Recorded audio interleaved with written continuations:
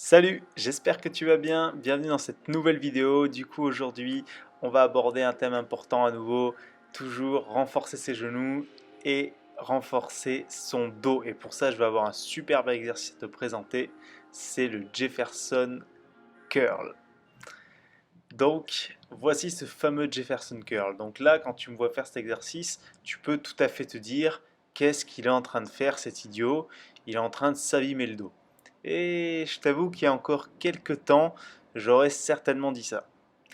Mais c'était par méconnaissance et par incompréhension du corps, le fait de penser que le corps est fragile, qu'il faut absolument le protéger, alors que c'est justement en l'amenant dans, dans ces zones un peu qu'on peut penser rouges qu'il va pouvoir se renforcer petit à petit. On nous rabâche sans cesse qu'il faut jamais soulever de poids avec le dos rond, etc. En fait, il faut bien comprendre que ça, c'est une notion qui est totalement obsolète, c'est tout à fait faux. Ce qui est mauvais, c'est d'avoir un dos qui n'est pas préparé à faire ce mouvement et de soulever avec beaucoup trop de répétitions des charges lourdes dans cette position ou des charges, même si elles ne sont pas très lourdes en soi, mais trop lourdes par rapport à notre préparation. Ça, effectivement, c'est un problème. C'est un problème qu'on rencontre tout le temps dans tous les mouvements. Il n'y a pas de mauvais mouvement, il n'y a qu'une mauvaise préparation. Ça, c'est important. Bon, et tu vas me dire, Nico, t'es mignon, mais moi, ce que je veux savoir, c'est quel muscle je suis en train de bosser. Et bien voilà, c'est les ischio-jambiers. Donc, les ischio-jambiers, c'est composé de trois parties, d'accord? Tu as ton biceps fémoral, tu as ton semi-tendineux et semi-membraneux. On s'en fiche, le dessin n'est pas magnifique, mais on s'en fiche un peu. C'était vraiment pour te situer et que tu vois les insertions au niveau de tes hanches et également tu vois qu'il vient s'entourer un peu autour du genou, donc il vient protéger ton genou. Donc c'est super important de bien les bosser. Et là, sur cet exercice, on va venir le recruter en mobilité, on a un étirement plus une contraction. Et on a également ton dos.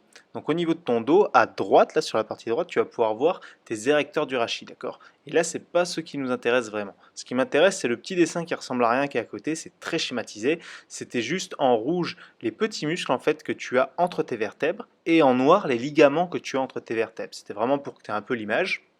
Il faut bien comprendre que si tu viens pas enrouler ta colonne comme ça, au quotidien, si tu ne le fais jamais, peut-être que c'est un mouvement que tu as peur, tu ne viens jamais vraiment étirer ben justement ces ligaments, venir vraiment les mobiliser, ainsi que ces petits muscles. Là, par exemple, je te montre une vidéo où je fais du deadlift, euh, et du coup, sur ce mouvement, il n'y a rien qui bouge.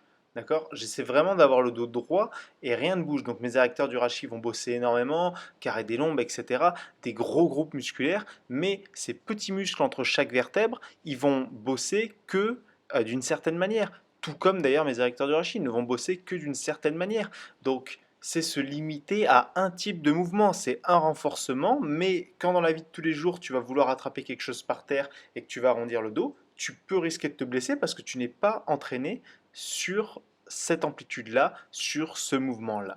Donc, c'est ce que j'ai trouvé magnifique avec cet exercice, cette possibilité de venir renforcer ces petits muscles, d'aller stimuler ces petits ligaments qu'on ne bosse, je pense, pas assez en règle générale.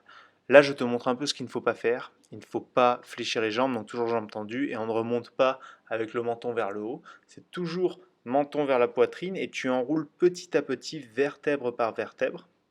Tu engages bien tes quadriceps, ce n'est pas un mouvement passif en fait, d'accord? Donc ici là, avec mes quadriceps que j'engage au maximum, ça me permet de bien étirer.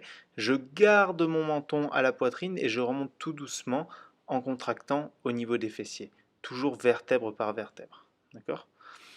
Ce qui est important, c'est que là en position basse, je viens accentuer l'étirement, j'essaie de me plaquer la poitrine au genou en contractant mes fléchisseurs de hanche, d'accord? Et j'essaie vraiment de venir toucher, d'accord? Donc là, quand tu vois, là, je ne me laisse pas entraîner par la barre au final, j'essaie vraiment de contracter au maximum et c'est un travail musculaire en fait. Donc certes, la barre va aider, mais c'est un travail musculaire, tu es toujours bien engagé, bien solide et tu vas venir contracter les fessiers pour amorcer le mouvement et remonter vertèbre par vertèbre, tout doucement.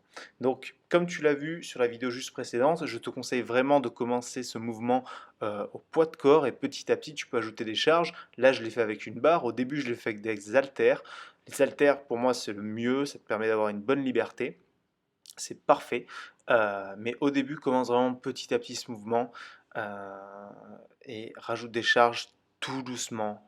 Surtout, fais attention, c'est toujours pareil, on est tous différents, on a des morphologies différentes, on a des antécédents différents. Personnellement, j'ai eu pas mal de soucis de dos, j'en ai déjà parlé la dernière fois. Donc, j'essaie de faire attention, de prendre le temps sur ces mouvements, de ne pas trop forcer. Voilà, par contre, ce qui est très intéressant, je trouve, avec la barre, c'est que ça va te permettre de progresser petit à petit, peut-être plus facilement qu'avec les haltères. C'est facile de rajouter 2 kilos sur la barre, alors que les haltères, on n'a pas toujours ce qu'on veut. Donc, la barre, ça reste très intéressant et n'hésite pas à varier. Quoi qu'il arrive, varier ses entraînements, il n'y a rien de mieux. Bon, écoute, j'espère que cette vidéo t'aura plu. N'hésite pas à me mettre un petit j'aime, n'hésite pas à me mettre un petit commentaire, me dire ce que tu en penses. N'hésite pas si tu as des questions, tu as tous les liens dans la bio vers ma petite base secrète, mes emails privés, où j'envoie des emails plusieurs fois par semaine et également où tu peux me poser tes questions si tu en as, je serai ravi d'y répondre. Je te dis à la prochaine et j'ai failli oublier quelque chose, c'est que cet exercice, comme tu vois sur la vidéo, va te permettre de relâcher aussi tes épaules et tes trapèzes, notamment tes trapèzes inférieurs.